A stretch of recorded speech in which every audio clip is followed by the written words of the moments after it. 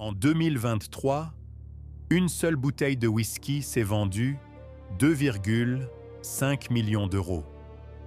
Tu as bien entendu. 2,5 millions. Pour 75 centilitres de Macallan distillé en 1926. Et le plus fou dans cette histoire, c'est que cette bouteille avait été achetée quelques milliers de livres à peine dans les années 80.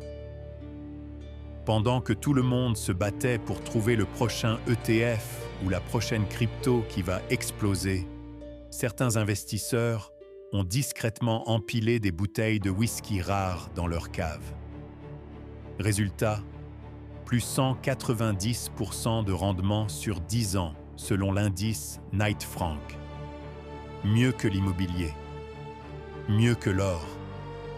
Et dans cette vidéo, je vais te montrer exactement comment ça fonctionne et comment toi aussi tu peux en profiter. Pour comprendre pourquoi le whisky est devenu un actif d'investissement sérieux, il faut regarder les chiffres. Le marché mondial du whisky pèse aujourd'hui plus de 70 milliards de dollars. Et le segment des bouteilles rares et de collection explose littéralement. Depuis 2013, la valeur du Scotch Single Malt a grimpé de plus de 120%. En moyenne, on parle de 15% de rendement annuel sur la dernière décennie. Pour mettre ça en perspective, le S&P 500 a fait environ 10% par an sur la même période. L'immobilier locatif tourne autour de 3 à 5%. Et le livret A, on n'en parle même pas. L'indice Knight Frank, qui suit les 10 actifs de luxe les plus performants au monde, classe le whisky rare comme le meilleur investissement de luxe sur 10 ans. Devant les voitures de collection, devant les montres, devant les sacs à main, devant l'art contemporain. Et ce qui rend ce marché particulièrement intéressant en ce moment, c'est qu'après une phase d'euphorie entre 2020 et 2022, le marché a corrigé d'environ 9% en 2024. Traduction. C'est peut-être le meilleur moment pour entrer. Le Macallan 1926, c'est la Joconde du whisky. Seulement 40 bouteilles produites, vieillies 60 ans en fût de sherry, puis embouteillées en 1986. 12 d'entre elles ont été illustrées par l'artiste italien Valerio Adami. L'une de ces 12 bouteilles a été détruite dans un tremblement de terre au Japon en 2011. Les survivantes se vendent aujourd'hui des millions. Mais les records ne sont pas réservés à l'Écosse. Le whisky japonais est devenu une légende. Un Yamazaki 55 ans d'âge s'est vendu 795 000 $ chez Bonhams. Un Karuizawa 52 ans, distillé en 1960, a atteint 300 000 livres chez Sotheby's. La distillerie Karuizawa a fermé ses portes en 2000, ce qui signifie que chaque bouteille restante devient un peu plus rare chaque année. Et c'est exactement ça, le mécanisme qui crée de la valeur. Quand une distillerie ferme, le stock est fini. Définitivement. Contrairement à une action en bourse, personne ne peut en créer de nouvelles. C'est de la rareté absolue, et dans le monde du luxe, la rareté, c'est de l'or liquide. Il y a 3 mécanismes fondamentaux qui font grimper le prix du whisky rare. Le premier, c'est la rareté naturelle. Chaque année, environ 2% du whisky en fût s'évapore. On appelle ça la part des anges.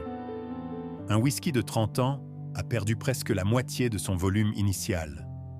Moins il y en a, plus ça vaut cher. Le deuxième mécanisme, c'est la consommation irréversible. Contrairement à une montre ou un sac, quand quelqu'un ouvre une bouteille de whisky rare et la boit, elle disparaît. Pour toujours. Le stock mondial de bouteilles de collection diminue chaque jour. C'est un actif déflationniste par nature. Le troisième mécanisme, c'est la demande mondiale croissante. La Chine, l'Inde, le Japon, le Moyen-Orient, ces marchés découvrent le whisky de collection et font monter les prix. La classe moyenne supérieure mondiale grossit chaque année et le whisky rare est devenu un symbole de statut social, au même titre qu'une Rolex ou un Birkin. Ces trois forces combinées créent une pression haussière constante sur les prix des bouteilles rares. Et aucune banque centrale ne peut imprimer du Macallan 1926. Il existe deux grandes façons d'investir dans le whisky. La première, c'est l'achat de bouteilles. Tu achètes des éditions limitées, des séries spéciales, des embouteillages de distilleries fermées. L'avantage, c'est que c'est accessible. Tu peux commencer avec quelques centaines d'euros pour une bouteille prometteuse. Les plateformes comme The Swex, qui est la plus grande marketplace mondiale de whisky, te permettent d'acheter et revendre facilement. La deuxième méthode, c'est l'investissement en fût. Tu achètes du whisky fraîchement distillé, stocké dans un fût, et tu le laisses vieillir. Plus il vieillit, plus il prend de la valeur. Un fût de Scotch Single Malt peut coûter entre 2 000 et 10 000 euros à l'achat. Après 10 à 15 ans de vieillissement, sa valeur peut être multipliée par 3 ou 4. L'avantage du fût, c'est que tu ne paies pas la prime de rareté dès le départ. Tu la crées toi-même avec le temps. Des plateformes comme Whisky Invest Direct permettent d'investir directement dans des fûts stockés en Écosse. Quelle que soit la méthode, la clé c'est de cibler les distilleries reconnues. Macallan, Ardbeg, Springbank, Yamazaki, Bowmore. Ce sont les blue chips du whisky. Comme tout investissement, le whisky comporte des risques qu'il faut connaître avant de se lancer. Le premier piège, ce sont les contrefaçons. Le marché des faux whisky rares est en pleine expansion. En 2018, une étude a révélé qu'un tiers des whiskies rares testés en Écosse étaient des faux. Pour te protéger, achète uniquement auprès de revendeurs certifiés et vérifie systématiquement la provenance. Le deuxième risque, c'est l'absence de régulation. En France, aucune plateforme d'investissement en whisky n'est agréée par l'autorité des marchés financiers. Ça veut dire zéro filet de sécurité si une plateforme fait faillite. Le troisième risque, c'est la liquidité. Revendre une bouteille rare peut prendre des semaines, voire des mois. Ce n'est pas comme vendre une action en un clic. Et enfin, n'oublie pas les frais de stockage. Une bouteille mal conservée perd toute sa valeur. Il faut un endroit frais, sombre, à température stable. Les fûts sont stockés en entrepôt sous douane, ce qui génère des frais annuels.